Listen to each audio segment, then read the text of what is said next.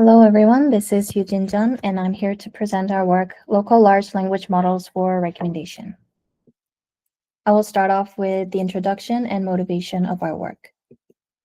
The tasks that our work is trying to solve are top-end recommendation and sequential recommendation.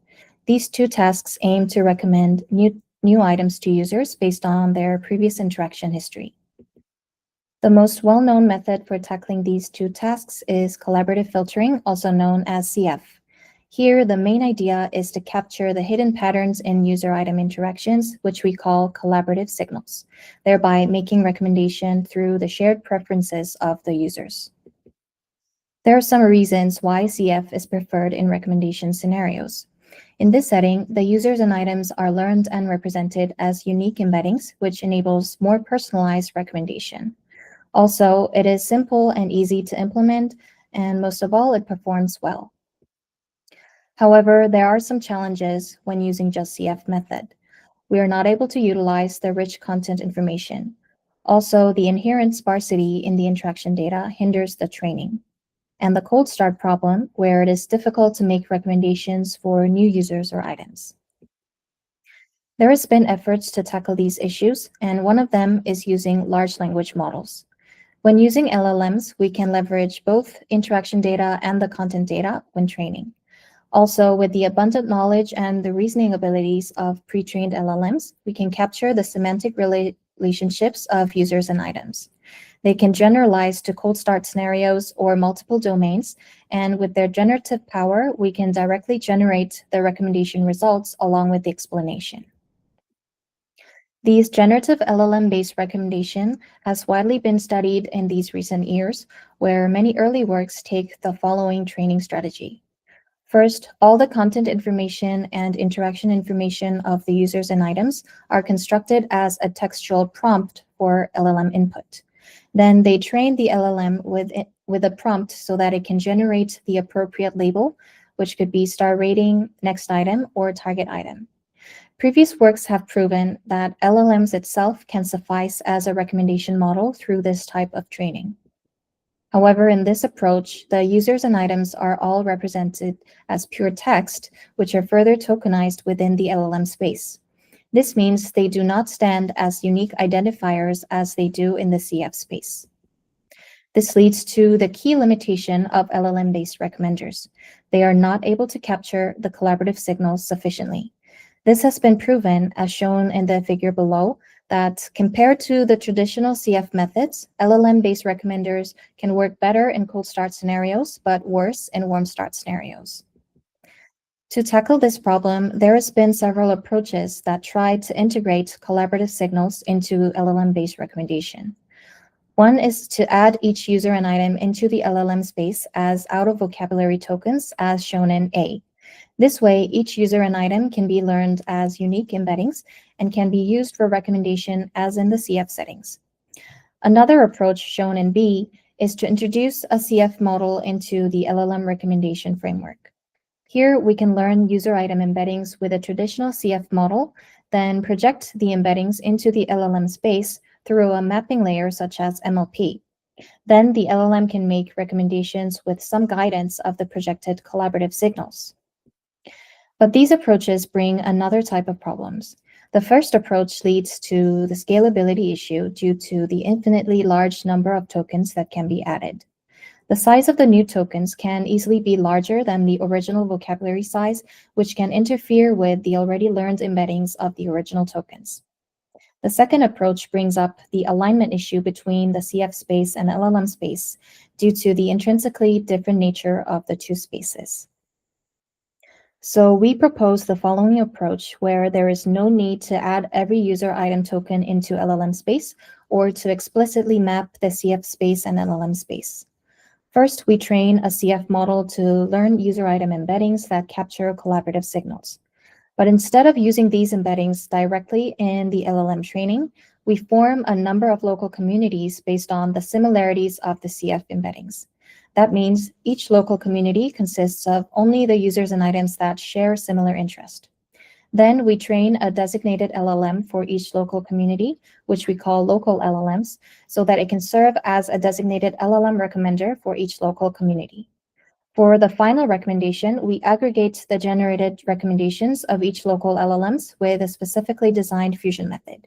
This way, we avoid the limitations of both A and B, but still integrate more fine-grained collaborative signals into LLM training in an implicit way. Now we'll move on to the methodology of our work. This is the overall architecture. Our framework consists of 3 modules following the divide, conquer, and combine strategy. We'll detail on each module in the next slides. First, let's look into the local community discovery module. Before jumping into detail of this part, let me explain why we brought the local approach into this framework. Originally, the interaction matrix has been assumed to be globally low rank. However, previous work such as Lorma and Loka discovered that only the local matrices are low rank and the global full matrix actually has higher rank. Based on this local low rank assumption, they achieved higher recommendation performance by splitting the full interaction matrix into smaller subcommunities in which the users share more similarity and training separate CF models for each subcommunity. In light of the success of this local CF, we extended this approach for LLMs. First, we train a lightweight CF model with a full interaction data to learn the user embeddings that capture collaborative signals.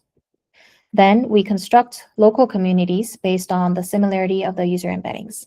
As shown in the figure on the right, a user can be assigned to multiple local communities depending on the threshold value that we can set. Next, we compute the affinity weight between each user and the local communities that the user is assigned to.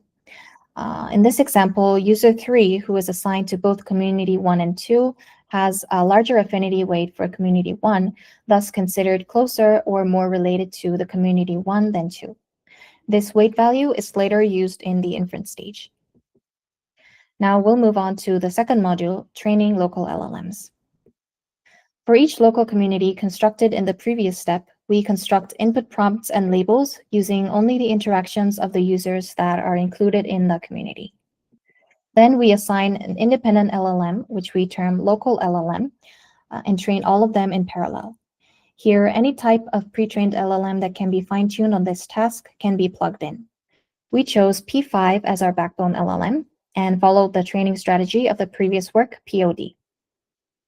Now we'll move on to the final inference module.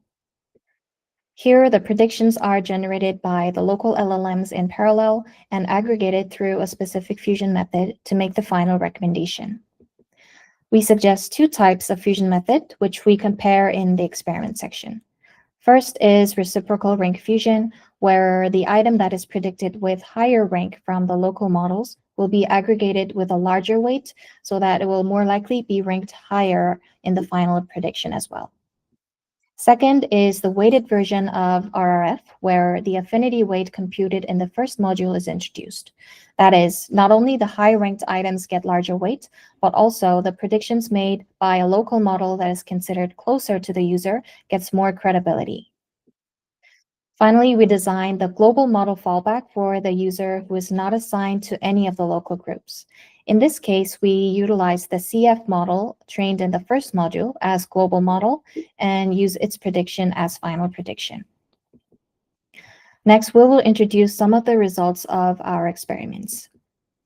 This is the overall performance of our model, where in both sequential and top-end settings, our model shows the best performance.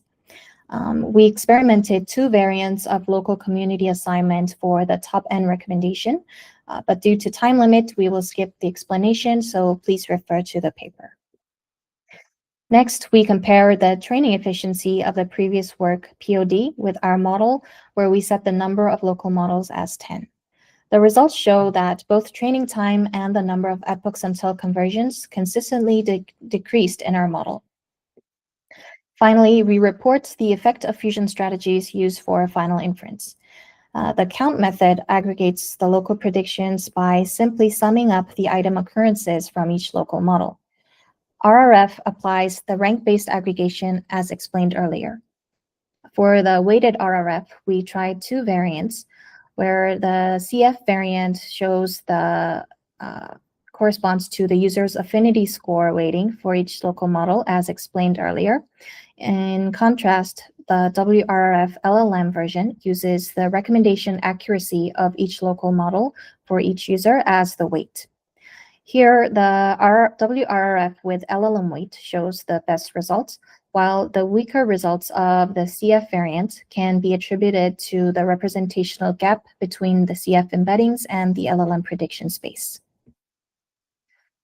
Now, for the conclusion, we suggest our main contributions as follows. We proposed a novel model-agnostic framework that effectively integrates collaborative and semantic signals.